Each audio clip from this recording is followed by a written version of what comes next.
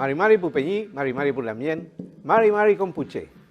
Inché Hugo Alcamán Piñén. Soy Hugo Alcamán, conductor de este programa de conversación, Nutram. Conversar. Antigua y quizás milenaria tradición mapuche, conversar. Qué importante era para nuestro antepasado el conversar.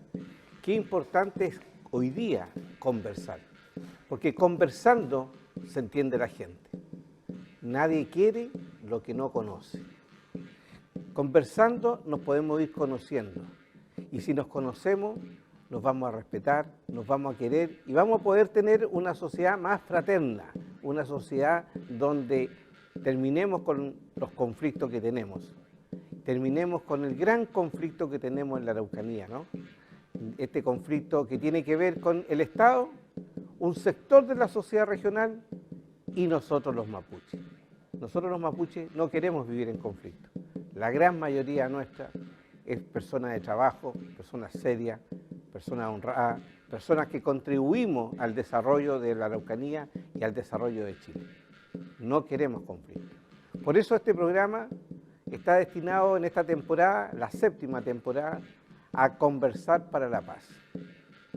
Bien, agradecemos al Canal 2 que nos permite este programa único en Chile donde podemos hablar desde una mirada de los pueblos originarios. Acá, desde la mirada del pueblo mapuche. Una mirada del pueblo mapuche, porque el pueblo mapuche tiene muchas miradas, porque así es nuestra cosmovisión.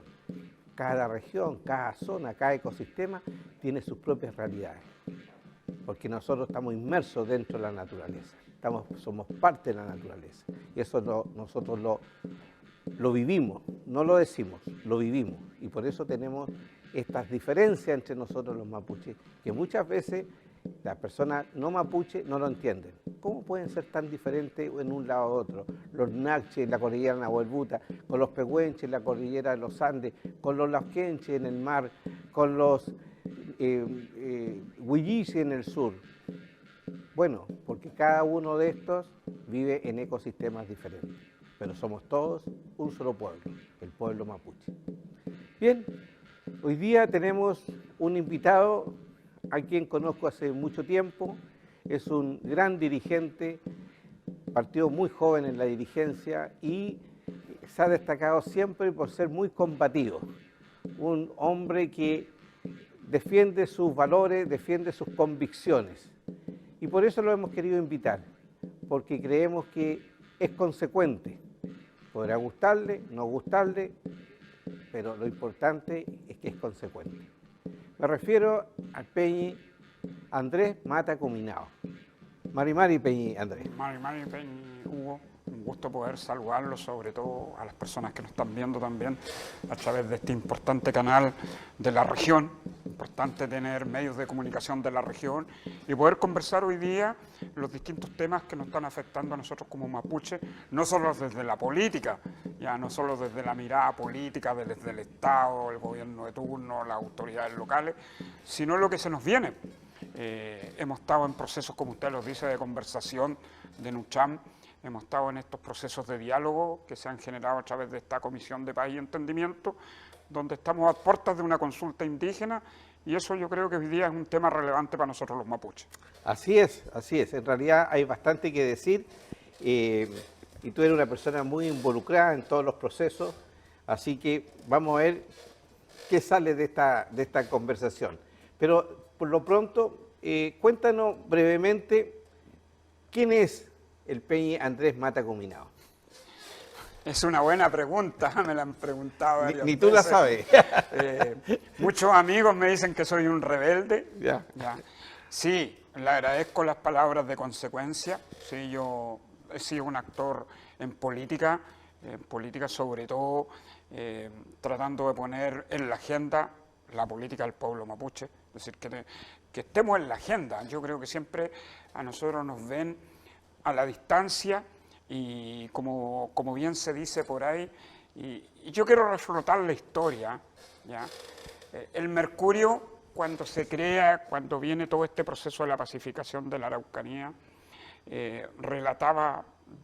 nos trataban de triviales, sin conocernos, ¿ya?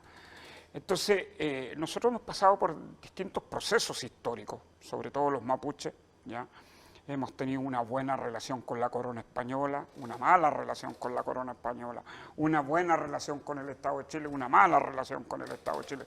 Y todo esos aprendizajes que uno va adquiriendo con el tiempo, con el conocimiento, hablando con los más antiguos, ya, con nuestros quinches, los sabedores, los que tienen el conocimiento, uno va aprendiendo. Y en ese aprendizaje yo, fuera de haber estudiado en un colegio que me dio valores y principios como el Instituto Clareta aquí en Temuco, ¿ya? Que en esos tiempos era dirigido por el padre Arranz, ¿ya? Después pasé a estudiar agronomía en la Universidad de la Frontera, ya ahí partieron los primeros exabruptos tratando de ser dirigente y bueno, recibí el apoyo de mis compañeros para estar a la dirigencia de la Escuela de Agronomía y después estar en la Federación de Estudiantes de la Universidad de la Frontera, lo que me permitió también tener un aprendizaje, ¿ya? Porque uno cuando conoce personas, conversa con personas que piensan distinto a uno y va entendiendo qué es la política, ¿ya? Porque hoy día uno escucha a la gente decir, no, la política es negativa. Falso, la política es positiva, porque la política es colocar las ideas para transformarlas en dar soluciones a los problemas de la gente. ¿Ya? Yo siquiera desde esa mirada, yo transito mucho en las comunidades indígenas. Una, porque realizo... Perdona, ¿y cuándo egresaste de la universidad? Yo salí el año 96. 96, para ir ubicándonos en el tiempo. Ya, de la Universidad de la Frontera. Y fui muy joven candidato a diputado. Fui candidato a diputado por el Distrito 51 con 27 años. Ya, entonces eso también me ayudó mucho a conocer a las personas, a poder interactuar con las personas, conocer dirigentes y conocer un mundo distinto, ese mundo de la isla Huapi, ese mundo de los territorios como Rulo, Cardal, ese mundo hacia adentro en Teoro Smith, Puyehue, Malalhue, Yaguipulli, Yenehue, Punta Riel, Molongüe, o hacia acá, hacia el lado de acá, Cholchol. Y tú le mandas un saludo a toda esa gente, ¿no? Sí, siempre. Sí, es que ni siquiera la tengo, porque los voy a ver. Continuamente bien. Estoy en Guamaqui, Rucapangui, Rapagua, en Cholchol, en Imperial, siempre transito por el sector de Gualacura, Rulo, Cardal, ya Puente Negro, Loma Larga, ya. Entonces hay un tránsito por las comunidades que llevo haciendo bastante tiempo, no solamente desde lo político, porque uno pudiera hacer política como hablar de política, no, política como buscar soluciones a la problemática que tiene la gente en sus territorios, que son bastantes, es decir, cuando usted bien dice esta mala relación Estado-pueblo mapuche, ¿cómo no va a ser mala relación Estado-pueblo mapuche cuando uno de los principales derechos que tiene el ser humano está en este vasito que se llama el agua? Y hoy día el agua en comunidades indígenas se va a dejar en camiones de aljibe. Y en camiones de aljibe el agua se entrega cada una semana y se entregan 500, 1000, hasta 300 litros por familia. ¿Qué puede hacer una familia con 300 litros de agua durante una semana? Entonces, claramente hay procesos en que el Estado de Chile sí tiene deuda con el pueblo mapuche. Y no hablamos solamente de la deuda histórica, ¿ya? Porque ese es otro tema, ese ya es un tema más profundo, pero el Estado, con sus malas políticas, no le da solución a los reales problemas que tiene la gente en el mundo campesino, mapuche y no mapuche, Por el campo vivimos de todo, interactuamos todos, vivimos todos, y uno ve cuando va a los guillatún, la participación es de todos, de los vecinos, de los amigos, la comunidad por lo general invita a todos sus vecinos, que son mapuches y no mapuches. Entonces esa interacción, esa capacidad, como bien la sabemos, tenemos los mapuches ya de poder interactuar, de poder compartir, de poder mostrar nuestra cultura, mostrar nuestra sabiduría ancestral, dar a conocer nuestro conocimiento es sumamente importante. Y eso hay que seguirlo rescatando, sobre todo en la educación básica. Ya, yo creo que hoy día la educación intercultural tiene que fomentarse, se tiene que tratar de trabajar fuertemente para poder mantener nuestra lengua, que es un problema que tenemos hoy día. Solamente el 10% de la población mapuche habla mapudungún. Lo habla, sí. Mira, solamente como anécdota, ¿no? Yo ya lo he dicho en nuestros programas, pero nunca está de más decir. Yo prefiero hablar de idioma mapuche, ¿ya? porque siempre nosotros nos dicen la lengua, el dialecto mapuche, y en forma así como medio peyorativo. Mirador en menos. Entonces me empecé a investigar pues, esto de las lenguas y de los idiomas, y resulta que descubrí que un idioma es cuando un pueblo crea una manera de hablar. Y el pueblo mapuche creó el mapuzungún. No viene de ningún otro pueblo, es propio del pueblo mapuche, por lo tanto es un idioma. Y curiosamente el castellano, que algunos dicen el idioma castellano, el castellano en realidad es una lengua. Una lengua. Porque el idioma es el latín, el castellano deriva del latín, como lo es el italiano, el francés, todo eso son lenguas, porque el idioma original... Que tienen orígenes distintos. No, el origen es el latín, Sí. El latín es el idioma, y todos los idiomas tienen un idioma culto y un idioma popular. Pues bien, el castellano, el francés, el italiano, el romancero, todo, vienen de este idioma popular del latín. Por lo tanto, nosotros podemos hablar de idioma mapuzungún y la lengua castellana. Ese es un paréntesis nomás para mostrar de que hay mucha equivocación con respecto a la forma como algunos, porque cada vez menos, creo yo, pero todavía hay mucha gente que no es la misma de antes, ¿no? Pero hay gente que todavía mira en menos al pueblo mapuche. Es que yo creo que también aquí hay un tema, y una vez lo hablamos en una discusión. Cuando uno ve la historia de Chile, los procesos históricos del pueblo mapuche están reducidos a una página, ¿ya? Ah, sí, claro. Y cuando la gente dice, pero ¿cuál es la deuda con el pueblo mapuche? Porque toda la gente que no es mapuche desconoce la deuda del pueblo mapuche. Obviamente porque además en el contexto donde se produce la deuda del pueblo mapuche, que es la mal llamada pacificación de la Araucanía, que ocurre después de la vuelta del ejército de la Guerra del Pacífico, ya, y Cornelio Saavedra propone incorporar al Estado de Chile para fomentar el sistema agrícola y económico, ¿cierto?, con la incorporación de colonos en los territorios para poder generar productividad, según él, para poder tener recursos, porque el Estado estaba quebrado después de la Guerra del Pacífico. Ya. Ese proceso de entre comillas, denominado pacificación de la Araucanía, ¿ya? Ese proceso histórico es desconocido por la ciudadanía.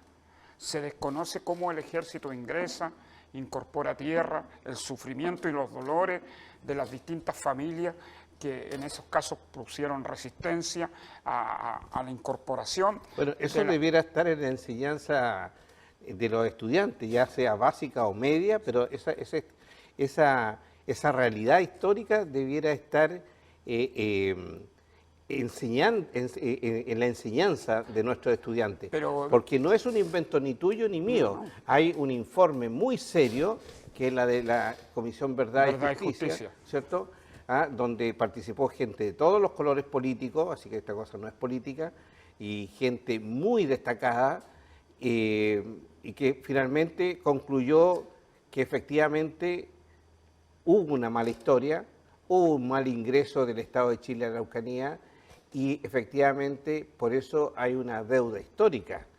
Pero yo también quiero señalar algo, Peña y Andrés, porque alguien me puede decir, ya está un poco resentido, que dice que lo miran es menos. No, mira, yo digo las cosas por su nombre, con respeto, por supuesto, pero lo que ha dicho, por ejemplo, el candidato presidencial Parisi, que quiere tomar un examen de ADN para determinar quién es mapuche o no es mapuche. Eso no puede ser, eso es volver a los tiempos de los nazis, cuando definitivamente, ¿no es cierto?, el ADN era el que valía para ser alemán. Sangre pura. Sangre pura, no ser pura.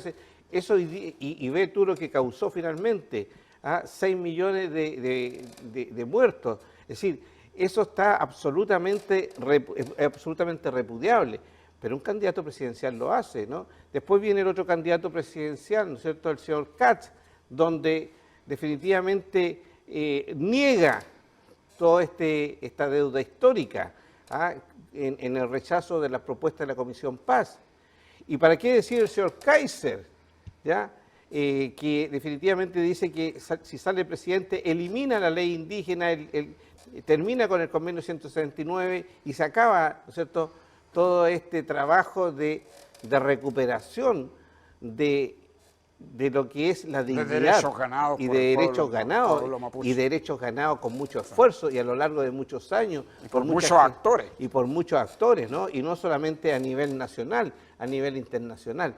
Entonces, este desconocimiento que tienen los candidatos presidenciales, donde todavía no aprenden a respetar al pueblo mapuche, imagínate para abajo cómo está la cosa. Entonces, yo coincido contigo en la necesidad urgente de incorporar en la educación intercultural y la historia mapuche, pero la verdadera historia de Chile con el pueblo mapuche. Pero sí, yo siempre cuando discutimos con algunas personas sobre la historia de Chile, solamente los historiadores le pusieron al triunfo del pueblo mapuche en Curalaba, el desastre de Curalaba. Entonces Claro. eso es demostrar la poca identidad, desconocer las raíces de los que son hoy día, entre comillas, uno podría decir, los que somos forjadores de este país. Así es decir, en la relación mapuches, colonos, ya esa transversalidad que existe, es desconocer la historia. No, mira, Bueno, qué bueno que tocaste ese tema y yo le pregunto a usted en su casa, ¿usted habla de desastre Curalaba?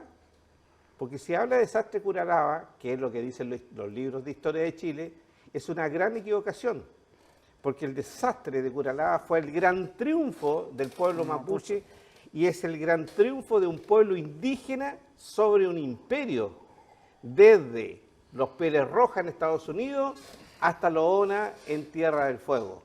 No hay otro caso similar en toda la historia de América como la gran victoria de Curalaba, la gran victoria del pueblo mapuche. Y lo segundo, para tampoco olvidar, el pueblo mapuche es el único pueblo en toda América, nuevamente, desde los Pieles Rojas, Estados Unidos, hasta los Ona en Tierra del Fuego, cruzando toda América, pasando por los incas, los mayas, los aztecas, que firmó un tratado de paz, de relaciones comerciales, con el mayor imperio de la época, el Imperio Español, el Tratado de Quilín en 1642, ¿cierto? Entonces, siéntase orgulloso, usted que es mapuche, de su pueblo, y siéntase orgulloso, usted que no es mapuche, de tener un pueblo indígena, un pueblo originario, y que quizás tiene algo de mapuche también, ¿cierto?, en sus antepasados. Hay que sentirse orgulloso, como tú muy bien dijiste, de nuestra verdadera identidad. Peñi, usted me lleva por estos temas y yo agarro vuelo, pero quiero preguntar, fuiste, dentro de toda tu participación como dirigente, fuiste consejero de la CONADI. ¿Cómo fue esa experiencia? Porque el consejero de la CONADI es el consejero de los 11 pueblos indígenas de Chile. ¿Cómo fue la experiencia de estar, ¿no es cierto?, mirando a los 11 pueblos de Chile? primero que nada, fue tiene dos. Ese paso como consejero para mí tiene dos aristas, una grata y una ingrata. Uno siempre debe partir por lo positivo. Lo positivo fue poder haber trabajado en política ya con los actores relevantes del momento de los dos gobiernos, porque me tocó interactuar entre el primer gobierno del presidente Piñera y el segundo gobierno de la presidenta Bachelet por el espacio de la duración del cargo, ¿ya? Y desde ahí poder promulgar políticas que fueran en aporte hacia el mundo indígena y sobre todo al pueblo mapuche. Ya, ahí trabajamos fuertemente en la creación de un programa que fue el programa Chile Indígena, que yo creo que es bastante valorado en las comunidades, no es como este programa PAT, que en realidad a mí me parece que fue un programa más político que un programa técnico. ¿Ya? El programa Chile Indígena sí era un programa donde estaban todas las comunidades y tenían participación. ¿Qué significa el programa PAT? El programa de acción territorial. Ya. Sí, que se creó en este gobierno y desde mi mirada no ha tenido la inversión en recursos y tampoco está sobre todos los territorios. Es decir, hay muchas Primero tuvimos mesas. el programa Orígenes, ¿no? Claro, programa Orígenes que fue financiado por el BID. Ya. Ya. Después el programa Chile Indígena. Chile Indígena, que ese fue el primer programa financiado por el Estado de Chile. Por el Estado de Chile. Sí, porque el BID era con fondos del Banco Interamericano, era un préstamo, era que el Estado de Chile lo tenía que devolver. Y seguramente habían condiciones que ponía el BID, ¿no es sí, cierto? sí. Ya, y Que después, bueno, fue importante también el BID porque si uno hace una mirada, desde ahí parte la política en los territorios indígenas porque se construyen las sedes. Quizás lo más relevante del BID fue la construcción de sedes en los territorios, ya que las comunidades tuvieran su sede para poder actuar, para poder reunirse, para poder citar al Estado. Entonces eso es una etapa inicial que para mí tiene una importancia, que tiene un valor, ya la construcción de las sedes, porque antiguamente no había cómo reunirse, había que seguir la costumbre indígena, que era hacer un ruco por ahí. Claro, o en el territorio. Claro. ¿Ya? Entonces, eso era bastante importante, pero mi pasada por la CONADI, yo creo que aquí también la CONADI ha sido maltratada, una institución que ha sido politizada, que los distintos gobiernos de turno actúan sobre la institución, los actores relevantes actúan sobre la institución, y la institución también, esto es como los cambios, cada cambio de gobierno, los gobiernos llegan con su gente a la CONADI, como llegan a los distintos servicios. Y yo creo que hoy día se está viendo que aquí sí se tiene que llegar con personas preparadas, capacitadas y que tengan el conocimiento. Y ese es el problema que tiene la CONADI. Tiene muy buenos funcionarios, pero también tiene unos funcionarios que en realidad para mí dejan mucho que desear y no deberían estar en la institucionalidad. Pero la gente que está entrando a la CONADI en los últimos años... Muy baja preparación. ¿Baja preparación? Baja preparación. Porque tenemos que... A ver, sácame de una idea que tengo. Esto me lo comentó un Peñi que trabajó muchos años en la CONADI, ¿no? En el año 93, cuando se crea la CONADI, ¿no es cierto? Una forma que tuvo el gobierno de la época de tranquilizar el descontento mapuche, tranquilizar, ¿no es cierto?, a la dirigencia mapuche, fue incorporarlo a la CONADI. Sí. ¿Ya? Sí, y para eso incorporó personas sin mayor educación, ¿ya? Sin estudios como para estar trabajando en una institución del Estado. Ahora, muchos de ellos trabajaron 30 años y ya empezaron a jubilar así ya un tiempo. Ya no están. ¿Ya, ¿cierto? Pero fueron estudiando. Yo conozco casos de gente que dijo, mira, yo entré con cuarto medio. O el aprender haciendo. Y fui estudiando después paralelo y saqué una ingeniería en administración. Y a mí me parece muy valorable. Pero efectivamente la CONADI se crea con personas que no estaban capacitadas para trabajar en una institución de gobierno. ¿Es así? Sí. Es así. Lamentablemente, como toda institucionalidad, hay cargos que tienen responsabilidad administrativa y otros cargos que no tienen responsabilidad administrativa. Por lo tanto, los que tienen responsabilidad administrativa tienen que ser personas preparadas, claro, tienen que ser personas capacitadas y también el compromiso, que es lo que hoy día yo creo que le falta al funcionario público, es su falta de compromiso. Es decir, uno no puede ser que uno llegue a una institucionalidad a las 9 de la mañana y salga a la 1 de la tarde, ya cuando tiene que salir casi corriendo para ir a tomar el bus, para irse para su comunidad. Entonces yo creo que esa falta de compromiso es la que uno difiere entre un funcionario bueno y un funcionario malo.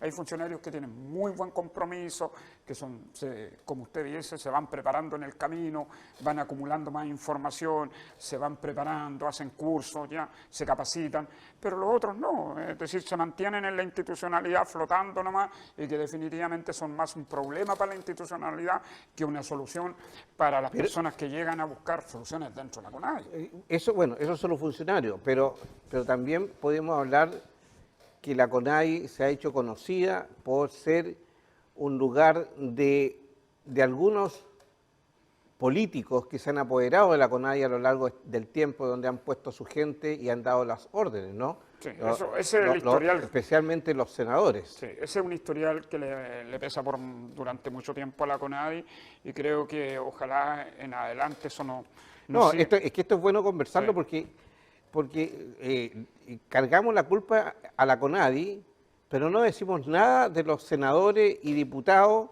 que han metido mano en la CONADI y que ellos han desordenado el sistema. Entonces volvemos al problema que aquí en este programa lo hemos dicho mucho tiempo, que parte del problema que vivimos en la Araucanía son los políticos finalmente, ¿no? Parlamentarios que tienen este tipo de conducta que desordenan la administración del Estado. Sí. En vez de ayudar, lo desordenan. Yo creo que usted ha tocado un buen tema y capaz que dentro de la dureza que me conocen, yo quiero colocar 2 puntos en tema. Usted me habló de actores presidenciales que opinaban sobre la temática indígena. Yo primero que nada no le respondería al señor Kaiser con cuarto medio, es decir, yo soy una persona preparada, Sí. ya que estudié en la Universidad de la Frontera, después seguí creciendo, hice magíster, diplomado, tengo estudios ya de preparación, entonces yo creo que en Chile las autoridades tienen que ser personas con niveles de preparación. Aquí un candidato presidencial no puede ser tan básico ya ni tener el desconocimiento, porque al final las personas que no tienen el conocimiento no saben tomar decisiones. Y aquí es importante saber tomar decisiones. Y lo otro, y afectan la vida de todos los chilenos. Entonces, es mucha responsabilidad que como son ignorantes, no dimensionan el efecto y sobre todo le afectan a los más vulnerables. Pero yo creo que es un problema de la región. Aquí, reconozcámoslo, hasta los mapuches hemos sufrido eso. La Asociación de Alcaldes Mapuches hoy día está cuestionada, formalizado, ¿ya? Y encarcelado. Es decir, esto no es solamente del no mapuche, es de todo, Sí. es de la sociedad en su conjunto. Entonces, yo creo que aquí hay un problema de autoridad. Y aquí uno tiene que hablarle al que está al otro lado de la Cámara cuando vota, que se informe por quién vota, el nivel de preparación del candidato. Ya, hoy día en la región tenemos autoridades muy básicas, sin conocimiento, y a mí me parece que por eso no se solucionan los problemas en la región. En el Consejo Regional, el CORE, veamos el nivel de preparación de los CORE. Ya, veamos el nivel de preparación de los CORE, consejeros sin niveles de preparación, sin capacidades, sin conocer ya lo que es la política. Usted le habla, por ejemplo, de ordenamiento territorial y no tiene ni idea. Entonces, ¿cómo esas personas van a tomar decisiones para dar soluciones a los problemas que tiene la región? No solamente el mundo mapuche, sino también de aquellas otras personas que también tienen problemas como caminos, APR, hospitales, los colegios. No, porque la autoridad es para todos. Sí, entonces hoy día tenemos autoridades muy básicas. Claro, no son autoridades para algunos, son autoridades para todos. En eso también son culpables los gobiernos. Perfecto. Con designar algunos seremis con poca preparación, sin conocer estatutos administrativos, sin conocer leyes orgánicas, sin saber. Es decir, yo le voy a decir una cosa, en este país los últimos 3 gobiernos han tenido ministros de Agricultura que no tienen idea de agricultura. Este último ya ha sido un desastre. Ya, yo no tengo nada contra los profesores, pero un profesor no puede ser ministro de Agricultura. Yo no sé casi, en este caso el gremio de la salud aceptaría que el ministro de la salud no sea médico, o el colegio de profesores no sea profesor, porque harían un escándalo, pero hoy día nosotros acá en una región que es netamente agrícola sufrimos y seguimos sufriendo porque tenemos autoridades del tema agrícola que no son agricultores, seremi que no son ingenieros agrónomos, no son agricultores, ministros. Entonces, ¿cómo podemos desarrollar una política si la gente que lidera aquí en la región tiene un tremendo desconocimiento? Sí, sí. En otros países eso se llama no a la intromisión profesional. Sí. Es decir, no se puede meter cualquier persona a un área si no está preparada, si no está especializada. Bueno, nos queda poco tiempo. ¿Y cuáles son los 2 temas duros que tú ibas a decir? ¿O ya los dijiste? No, yo creo que se nos viene el tema de la consulta indígena, ¿ya? Que es un tema complejo. Yo no sé cómo va a avanzar el gobierno en esta temática, ya, porque creo que es importante dar un paso hacia adelante, significativo. Yo creo que en esta comisión se hicieron todos los esfuerzos, ya se buscó dar soluciones a esta relación Estado-pueblo mapuche, y eso a mí me parece importante. Se tocaron temas relevantes, como la solución en el caso de los predios comprados por CONADI, como también entendemos que la ley indígena cuando se crea da solución a ese momento, pero ya han pasado 30 años y tenemos que ver que la ley indígena hay que modificarla, hay que cambiarla. Hoy día ya hay muchas cooperativas indígenas que no están en la ley indígena, deberían estar en la ley, por ejemplo, y así otras cosas, ¿ya? Entonces, creo que esos cambios tienen que ser positivos. Yo lamento, sí, que sigan habiendo autoridades que le hablan a sus barras bravas, como la señora Navellán, que habla que aquí casi los mapuches vamos a hacer un levantamiento, está totalmente equivocada. Yo creo que personas como ella ni siquiera dan para escucharla, ya creo que son personas limitadas también. Entonces, claramente uno tiene que buscar cómo en nuestra región podemos convivir, ¿ya? Yo trabajo con agricultores bastante grandes, que tienen muy buena relación con las comunidades, que trabajan en conjunto con las comunidades, que buscan solucionar el problema territorial entre todos, ¿ya? Porque al final, si a uno le va bien, a todos les va a ir bien. Y esa es una realidad. Entonces aquí todos tenemos que contribuir para que a la región le vaya bien y no estar estigmatizados desde Santiago, también porque los gobiernos aquí han cometido un error. Las políticas que se ejecutan en la región se hacen en el segundo piso de la moneda por gente que desconoce nuestra realidad. Entonces por eso no hemos avanzado en nada. Hoy día la inversión se ha ido al suelo, ya nadie quiere invertir en nuestra región por las distintas temáticas que tenemos y eso también nos trae un problema. Cesantía, nos trae un problema de retroceso, nos trae un problema que hoy día la región, una región rica como esta, porque tiene riqueza cultural, tiene paisajes naturales, tiene para seguir creciendo en esta reconversión de la agricultura, la industria, entonces, y tenemos las capacidades, que hay mucho profesional muy bueno, mapuche y no mapuche. Sí, claro. Hoy día usted va a la Universidad de la Frontera, a la Universidad Católica, a la Autónoma, a la Mayor, a todas las universidades presentes y todos los institutos, y están saliendo muy buenos profesionales que van a hacer el soporte el día de mañana para que esta región crezca, para que trabajen en los municipios, para que trabajen en los distintos estamentos del Estado, ¿ya? Esas son las personas que tienen que llegar al Estado. Y esas son las personas que no llegan al Estado. Y que tú invitas a quienes nos ven en el canal, que se informen bien quiénes van a asumir como autoridades, no cualquiera, ¿no? No, sí.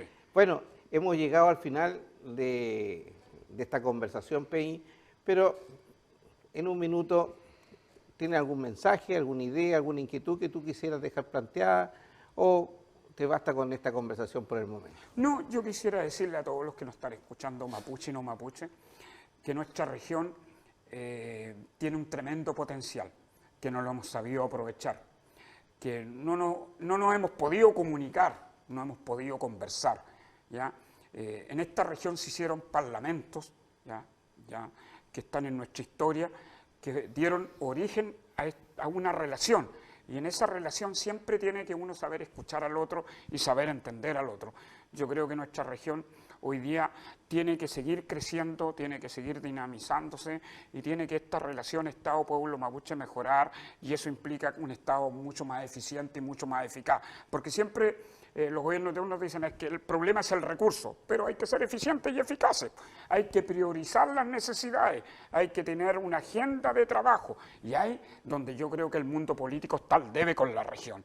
Autoridades poco preparadas, que no han sido capaces de ejecutar un plan de acción y que definitivamente la región pueda tener este crecimiento que necesitamos para poder vivir bien. Bien, pues, usted ha visto, ¿ah?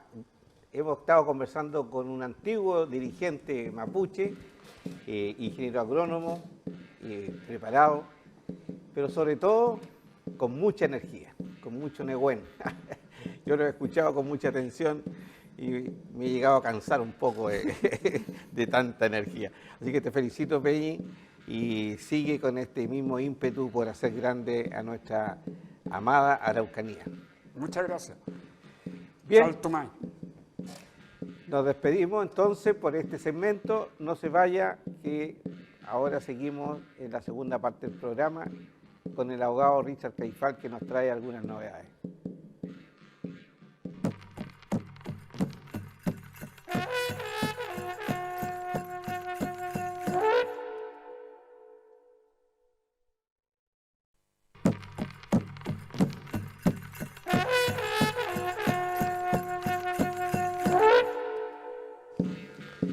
Bien, mi querido Pupeñí, Puinamien, aquí estamos de vuelta. Estimados amigos, amigas, todos somos de la Araucanía, mapuche y no mapuche. Todos somos chilenos, de eso no cabe duda, y orgullosamente chilenos. Pero nosotros los mapuches, además, somos mapuches. Somos chilenos y mapuche, ¿no? Bueno, esa es una doble nacionalidad, que hay gente que todavía no entiende mucho de esto de la doble nacionalidad. Pero ya vemos, tenemos 3 candidatos presidenciales, el señor Katz, la señora Matei, el señor Kaiser, que tienen doble nacionalidad, alemán y chilena, o chilena y alemán, ¿no? Y nadie dice nada. Nosotros los mapuches también tenemos doble nacionalidad, somos chilenos y mapuches. Y vivimos las dos culturas, vivimos las dos cosmovisiones. Somos competentes en las dos cosmovisiones. Y eso es riqueza. Y eso es lo que los invitamos a todos los chilenos no mapuches, que conozcan la cultura, la cosmovisión mapuche y puedan vivir las dos cosmovisiones. Creemos que eso puede llevarnos a todos al buen vivir, al comer muy bien. Bien, como toda la semana, conversaremos en este espacio ahora de este programa con el Peñi abogado Richard Caifal Petrín. Mari Peñi, Richard, ¿cómo estás? Mari Peñi Hugo, Mari Compuché, un gran saludo a los amigos que nos siguen semana a semana y como siempre también agradecer a Universidad Autónoma de Televisión por este gran espacio y por los invitados también del día de hoy. Por el invitado, nuestro amigo Andrés Mata. Sí, y tiene que decir eso, Peñi, que nuestro invitado todavía no se va del set, así que... Aquí vamos a hablar bien de él. No, lo conocemos hace mucho tiempo, Andrés, sí, desde la época universitaria. Nadie podría desconocer la trayectoria que él ha tenido como consejero, como una persona que ha estado incidiendo en la temática indígena. Y a propósito de eso, bueno, y el programa también nos los limita y el tiempo también es escaso, él habló de la consulta, ¿cierto? Parte de su intervención.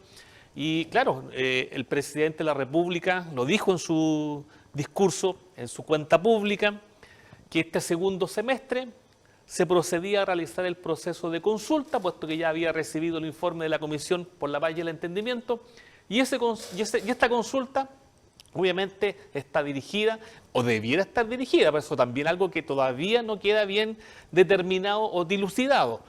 Si la ley indígena es para todos los pueblos, lo lógico es que cualquier modificación debe realizarse la consulta a todos los pueblos, no solamente al pueblo mapuche, porque el informe por la comisión aborda las 4 regiones, ¿cierto? Biobío, la Araucanía y los ríos y los lagos.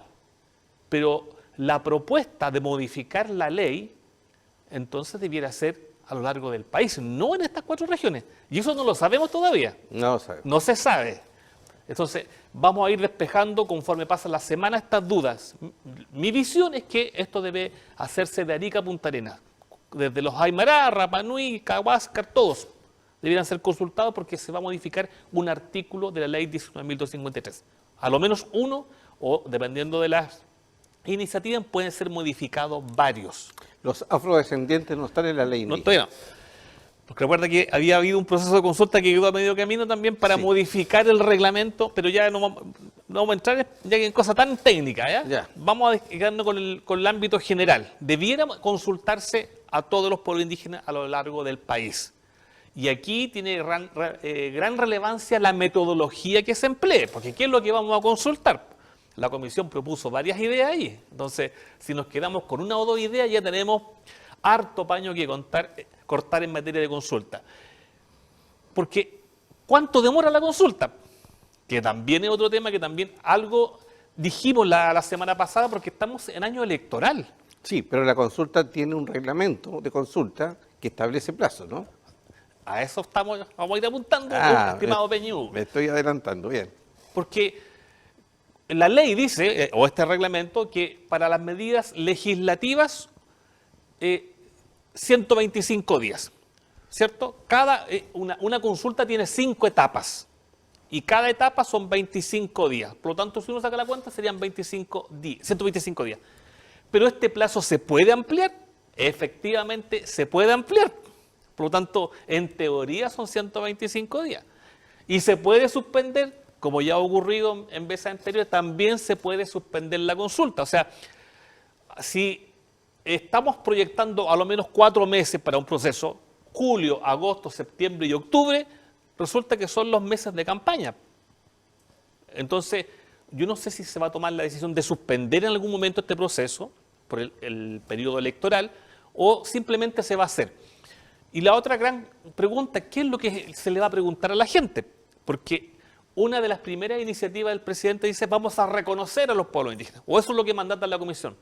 Pero recordemos que el proceso de consulta respecto del reconocimiento ya fue hecho. Por lo tanto, lo que cabría ahora es a lo menos tomar algunos artículos, particularmente el 20 letras A, B, que son la compra de tierra, el subsidio de tierras, y el artículo 20 letra B para la compra, en este caso, para tierras en conflicto, como se le conoce. Pero también dejamos fuera otras cosas. Y lo que siempre te he planteado yo, tanto en el programa como fuera de este programa, hay un artículo, que es el artículo 17 de la ley indígena, el que dice que, por ejemplo, las tierras provenientes de una herencia no se pueden dividir. Entonces tenemos que la gente que recibe una herencia de media hectárea, 1 hectárea, no puede dividir esa propiedad. ¿Y qué hace esa gente? Recurre a bienes nacionales en un largo proceso de 1 año, 2 años, 3 años, hasta 4 años para regularizar su porción. Y eso se paga por parte de todos los chilenos. Y es porque la ley establece esta provisión. Entonces, ¿por qué también no aprovechamos de modificar ese artículo? Eso no está dentro de las iniciativas, pero podría tocarse. Cuando se habla de crear también un tribunal arbitral, dice la propuesta de la comisión. Primero, la gente no sabe lo que es un tribunal arbitral. Tampoco sabe diferenciarlo de un tribunal de derecho, que también existe, o tribunal mixto. Poco conoce del procedimiento indígena, que ya lleva 32 años, que la ley es del año 93. Ese procedimiento especial indígena no es conocido por todos, a pesar de los 32 años que ya tiene la ley. Entonces vamos a supuestamente proponer la creación de un tribunal arbitral para los efectos de tanto las nuevas comunidades que se formen para dirimir conflictos de tierra. A mí me parece que vamos a crear bastante más burocracia. Habría que preparar eso a esos jueces o a esos expertos para que puedan resolver, porque el tribunal arbitral es una persona que, no siendo abogado, incluso podría resolver un conflicto en base a la lógica, el sentido común, ¿cierto? Sin ceñirse necesariamente a las disposiciones o al procedimiento de la ley. Entonces, y además dice allí la propuesta que sin derecho a apelación. Entonces se vuelve complejo el tema de la creación arbitral. Se puede volver un foco de conflicto. Así es. Entonces, vamos a ver un proceso de consulta que al parecer comenzaría en el mes de julio, sin conocer todavía la metodología y sin saber qué es lo que se nos va a preguntar, qué realmente quieren modificar en la ley. Porque también la propuesta habla de los contratos. Dice ahí, se propone la posibilidad de establecer contratos de arrendamiento, pero eso ya lo contempla la ley, pues si los terrenos indígenas se pueden arrendar. También puedo darlo en un comodato, constituir derechos reales de uso. La diferencia es que aquí dice se pueden extender a 25 años. Un contrato de tierra indígena por ley dura 5 años, de acuerdo a la ley. Pero nada impide que yo también lo pueda hacer por 10, pero voy renovando cada 5 años automáticamente. Entonces, ahí a uno le queda como la duda, ¿qué finalmente quiere proponer esta metodología de consulta? ¿Qué se quiso decir? ¿Qué se quiso decir o hacia dónde están apuntando? Porque los contratos se hacen, todas las personas que arriendan campo o hacen estos contratos de mediaría van a notaría y firman un documento. Llevan 2 testigos, porque los contratos de predio, en este caso rural, tienen que ir 2 testigos y se acaba el problema. Pero aquí la comisión dice, no, ahora lo tienen que hacer por escritura pública y lo tienen que inscribir en el conservador. Una escritura pública, si un contrato cuesta 5.000 pesos, la escritura pública me cuesta 60.000 y la inscripción me cuesta otros 60.000. O sea, me están encareciendo los costos para hacer un simple contrato. Esas son las cosas que la gente a lo mejor va a quedar con la duda, porque el común y corriente no está involucrado en temas jurídicos. Por eso la metodología tiene que ser muy clara, muy precisa, y a mí me cabe duda de cuán precisa vaya a ser esa metodología, porque es una propuesta muy ambiciosa desde el punto de vista de generar cambios, porque se propone también generar cambios institucionales. No es simplemente un artículo. Se habla de reparación, de nuevos mecanismos de reparación distintos al artículo 20, letra A o B. Entonces eso requiere una cierta especificación que nosotros no conocemos. Y si hablamos de un periodo de 4 meses, en 4 meses difícilmente la gente pueda internalizar y además proponer o decir estoy de acuerdo o no estoy de acuerdo. Y ocurre otra cosa con la consulta, porque de acuerdo a la ley y de acuerdo a cómo se interprete, porque no es exacta, no es expresa, yo podría decir, yo requiero de un abogado que me asista desde la primera reunión. O sea, el día que nosotros nos convocan ya debería yo tener un abogado asesor, pagado, en este caso, por el Estado, para yo entender, porque yo no soy letrado, no soy abogado, y yo como ciudadano común quiero entender qué es lo que me están proponiendo. Pero resulta que se ha transformado una práctica que el asesor legal o el abogado llega en la última reunión. Entonces, ¿cómo puede brindar asesoría legal una persona que llega al final de un proceso, en la etapa de discusión, cuando esto requiere asesoría legal desde la etapa de planificación? ¿Y por qué sucede eso? Porque se ha transformado en una práctica y la ley o el reglamento no es claro de señalar desde cuándo se puede obtener o contar con un asesor jurídico, porque la CONADI no brinda asesoría jurídica, la CONADI facilita los medios, puede tener toda la base de los dirigentes, comunidades, convocarlos, etcétera, pero la CONADI no puede servir de asesor porque finalmente es un organismo del Estado, sería juez y parte en una asesoría. Por eso yo como ciudadano común, mira, tú eres dirigente de una comunidad y dicen, ya la comunidad Federico Alcamán está convocada para la consulta. Y nadie en la comunidad es abogado. Y resulta que tú vas a hacer o seguir todos los pasos de acuerdo a lo que la persona que está delante tuyo indique. Pero no. ¿Por qué tú no tienes un abogado? ¿Por qué tú no tienes un asesor? ¿Por qué este plazo de 125 días lo puedes ampliar o lo puedes mejorar o lo puedes acortar? Eso no lo sabe la gente. Entonces eso es lo complejo de una metodología, que la gente cuente con todas las herramientas pero desde un inicio. Y particularmente contar con una asesoría legal desde el inicio de este tipo de consulta, porque dada la naturaleza de lo que se está consultando es altamente compleja. Ahora, de todas formas, así en forma simple, Sí. La propuesta de abrir otro tipo de reparación, no solamente con tierra, sino que con, ¿cierto?, con aquello que la persona mapuche crea que necesita más. Puede decir, yo no necesito más tierra, porque tengo la urgencia de tener una casa, tengo la urgencia de educar a mis hijos, tengo la urgencia de una enfermedad. Entonces yo prefiero, en vez de comprar una tierra, y sobre todo las personas mayores, ¿no es cierto? Entonces la propuesta se abre a esa posibilidad. Claro. Que hayan eso nosotros lo hemos planteado hace mucho tiempo, que puede ser bueno.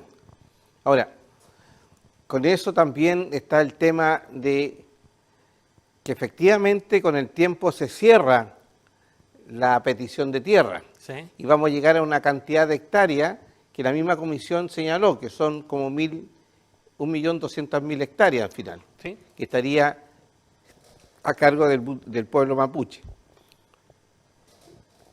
Eso que parece bueno, porque termina, y sobre todo con nuestros hermanos que están en Santiago, por ejemplo, donde hay cerca de 600.000 personas mapuches, Sí. que ellos ya viven en Santiago o viven en Concepción, ya no van a pedir, la tierra ellos ya no la van a trabajar, ni tampoco la van a vivir, y tampoco la van a contemplar, ¿cierto?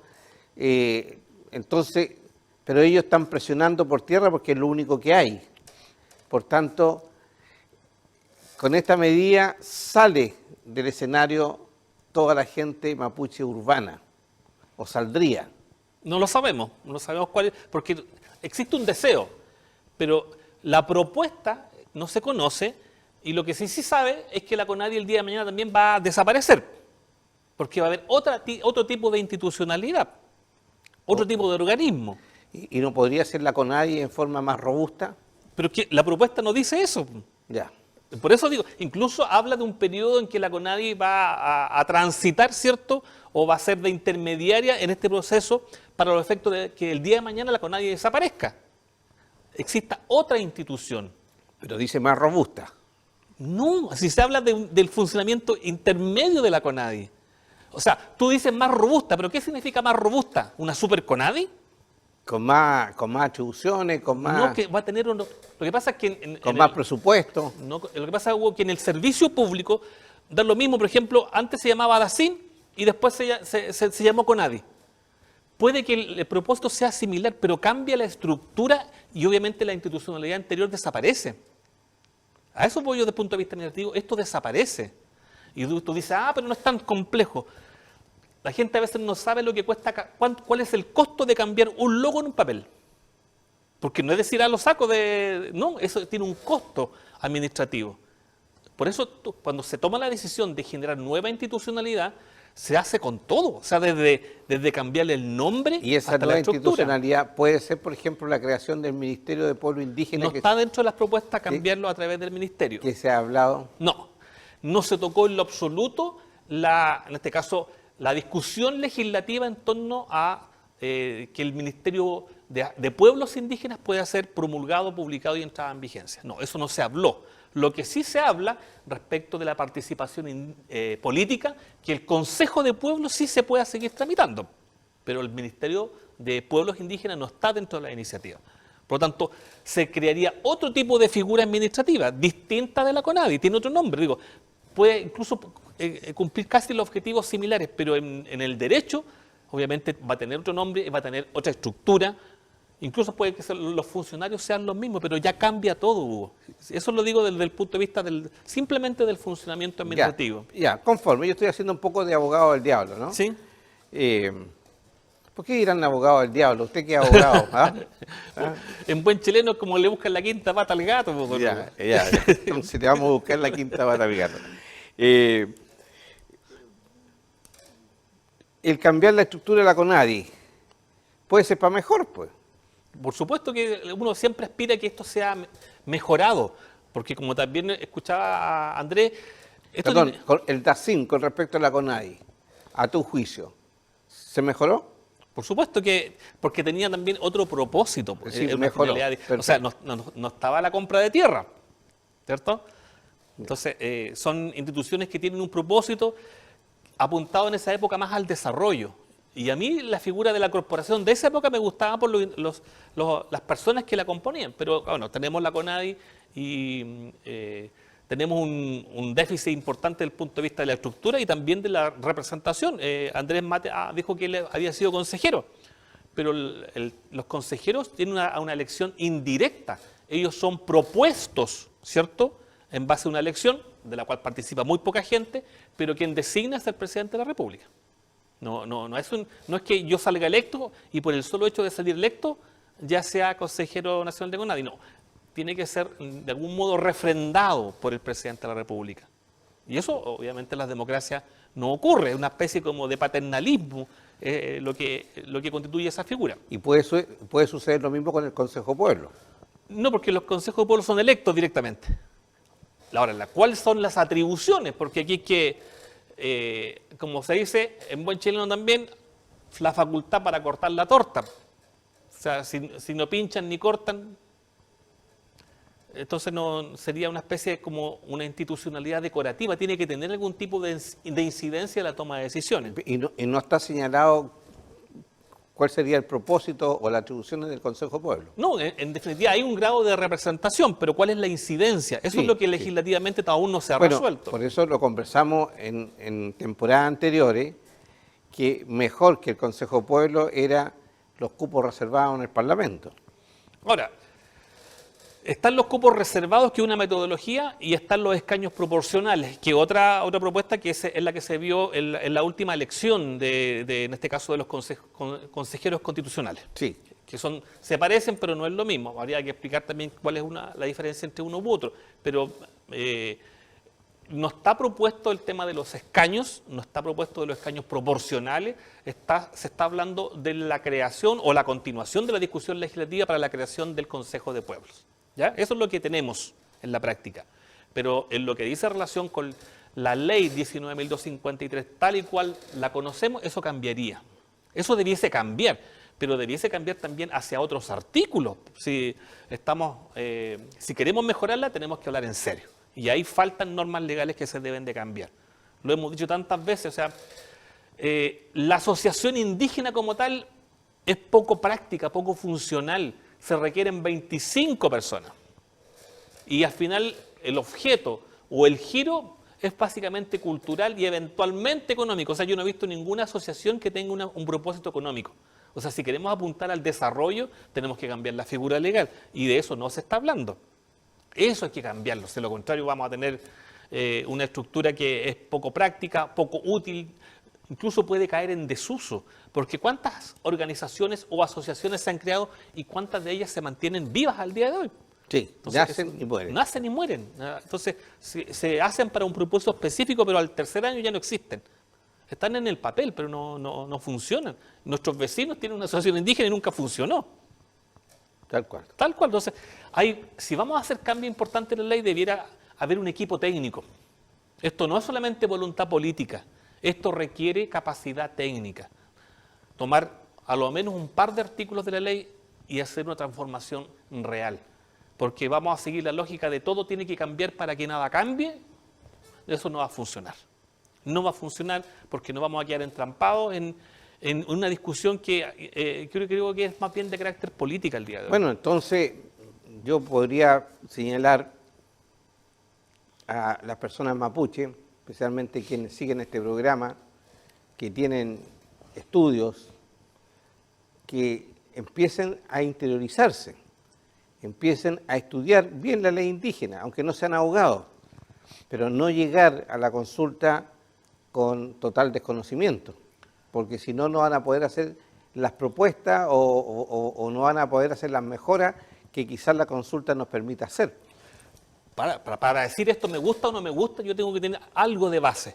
Entonces yo creo que hay dos aspectos que son relevantes. Primero, tener la asesoría para aquellas personas que no son abogados, ni letrados, ni tienen conocimiento de la ley. Pero eso no puede ocurrir al final del proceso, tiene que ocurrir desde el día 1. Sí, pero también esos abogados tienen que llegar con conocimiento. Claro.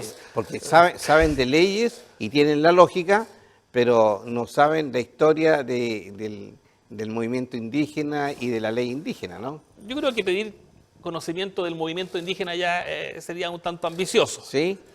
Abogados hay de todas las especialidades. Ahora, si uno quiere ir al tribunal de familia, obviamente se hará asesorar por un experto en materia de familia. Si uno ve materias indígenas, se hará asesorar por un experto, a lo menos en la ley indígena, pero recordemos que no existen en las universidades de la región una cátedra obligatoria de derecho indígena. Son muy pocas, creo que hay una o dos universidades que la hacen. ¿Acá en la región? A la región. Mira. Porque en definitiva, todo el proceso formativo de los profesionales es posgrado. La gente que ha hecho posgrado es la que se ha ido especializando, pero la universidad no te prepara en derecho indígena. O fue un electivo en su momento, o fue una especialización que alguien quiso hacer, digamos. Pero de acuerdo a lo que tú has visto en la plaza, ¿no?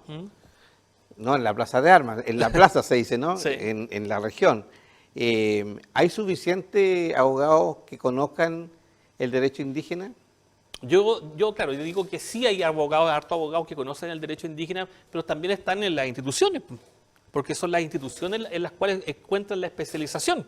Ya. Por ejemplo, perfecto. yo me voy a trabajar a CONADI, obviamente me voy a volver un experto en todo lo que tenga que ver con el derecho indígena, pero ese abogado obviamente no se va a salir de la institución para ir a vender asesoría Sí. jurídica. Pero abogado de libre ejercicio. No, si también hay, pero es que también entramos después a competir con los valores o los precios.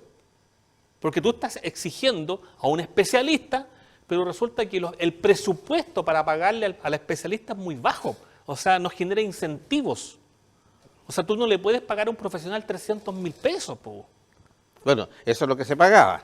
Pero ya te estoy dando un ejemplo. Ya. Oye, no le pagamos 300, le vamos a pagar 400. ¿Y alguien está dispuesto, oye, vamos a trabajar durante tantos meses por 400.000 pesos? No lo sé. A lo mejor sí los hay. Eso no lo sé, pero no es una... O abogados recién egresados que necesitan experiencia, pero no tienen la experiencia. No, pues es que si tú quieres a alguien con experiencia, alguien que sepa la ley o que conozca la ley, tienes que tener una persona que tenga un grado de especialización y eso tiene un costo. Eso tiene un costo sí o sí, porque esa persona tuvo que pagar un magíster, tuvo que pagar, no sé, un posgrado o incluso en la propia universidad. Bueno, estamos hablando de la consulta indígena que es derivada de las propuestas de la Comisión por la Paz y el Entendimiento. Pero también hay otras medidas que no van por la consulta. ¿Cuáles serían? Las relativas, por ejemplo, a la reparación de las víctimas. Ya. Eso es algo que genera mucha sensibilidad en la ciudadanía, porque las víctimas son mapuches y no mapuches, y el grado de violencia de la cual ellos han sido víctimas es feroz. No estamos hablando de una simple amenaza, estamos hablando de personas fallecidas, asesinadas de manera brutal, y otras con daños materiales, pero ya... ahí habría que crear, o existe una institucionalidad con presupuesto que indemnice, que acompañe, etcétera, ¿o no? Claro. ¿Cuál sería la figura que crees tú? Aquellas víctimas de delitos terroristas, como te lo he comentado ya en varias oportunidades, el Ministerio de Seguridad tiene la obligación de proponer al presidente de la República fórmulas de reparación para esas víctimas en materia de delitos terroristas. Ya, perdón, pero la ley antiterrorista, ¿cuánto tiempo lleva más o menos? Desde febrero del presente año. De febrero. Claro. Y a la una fecha, larga lista hacia atrás de personas víctimas de violencia. Y a la fecha, ¿se ha sabido de esa propuesta? Es que no es una propuesta. O sea, No, lo que pasa es que recuerda que la ley entró en vigencia el mes de febrero. Sí, sí. Claro, a lo menos una vez en el año, en este caso, a lo menos cumplidos 6 meses, debiera haber una propuesta. Por lo tanto, llevamos recién ¿Cuántos meses? marzo, abril, mayo. Sí, O sea, 3 meses. Claro, 3 meses. Entonces, pero de que debe de ocurrir, sí debe de ocurrir. Es decir, tendríamos que estar esperando que el Ministerio de Seguridad Proponga al presidente de la República medidas de reparación para las víctimas de delitos terroristas. ¿Y qué pasa con aquellos delitos que no son terroristas? Perdón, y ahí iríamos en línea con las propuestas de la Comisión Paz. Claro, de manera paralela. Paralela, perfecto. Porque lo otro también tiene que ser materia de ley. Esto es una propuesta, no es vinculante, no es obligatorio todavía. Por lo tanto, si queremos una ley para las víctimas, requiere discusión en el Parlamento. ¿Y cuándo se va a producir esa discusión? Este año ya no. Aun cuando el proyecto puede que esté ingresado, pero lo más probable es que este año no se discuta por los tiempos electorales. Genera mucha polarización una ley de esa naturaleza. Tendría que ser después de noviembre. Yo creo, claro, ya estamos dejando la ley para el próximo año, porque además se envían proyectos de ley, pero no se les pone urgencia. Entonces un proyecto de ley, otros que han dormido eternamente en el Parlamento y otros que son, no sé, casi de discusión inmediata. Bueno, estamos hablando sobre supuestos, ¿no es Sí. cierto? Porque no tenemos ninguna información oficial todavía, pero tengo entendido que en los próximos días ya vamos a tener más claridad con respecto a qué es lo que el gobierno va a hacer, ¿no? Porque En cuanto a la metodología y a la claro, pregunta. porque la comisión trabajó casi 2 años, entregó las propuestas al presidente de la República, el presidente ya las recibió oficialmente y ahora entonces esto quedó en manos del gobierno. Así es. Y por tanto tenemos que esperar que el gobierno nos informe qué va a hacer con estas medidas. Claro. Volver a insistir que ¿por qué se consulta? Porque es una obligación que establece la ley. Cada vez que haya medidas legislativas o administrativas que afecten a los pueblos indígenas, esto se debe de consultar. Por eso se hace la consulta. Perfecto. Muy bien, pues. Gran tema, ¿eh? Gran tema. Estamos recién entrando. Estamos aquí, Sí. nosotros lo que hemos comentado es lo que a nosotros nos parece, lo que nosotros creemos. No es definitivo, por si acaso. Lo que nosotros estamos diciendo no es definitivo. Tenemos que esperar que el gobierno informe cuáles son, ¿no es cierto?, sus acciones definitivas. Aquí estamos elucubrando, ¿no? Estamos hablando en base a lo poco que tenemos. No hay más todavía. Así que no se pierdan nuestros programas porque semana a semana iremos avanzando en la información que se necesita para todo este importantísimo proceso que esperamos nos lleve a la paz y al entendimiento. Bien, mi Peñi, Richard Caifal, será hasta la próxima semana. Chaltumay Peñihugo, Chaltumay también a los amigos que nos siguen a través de Universidad Autónoma de Televisión.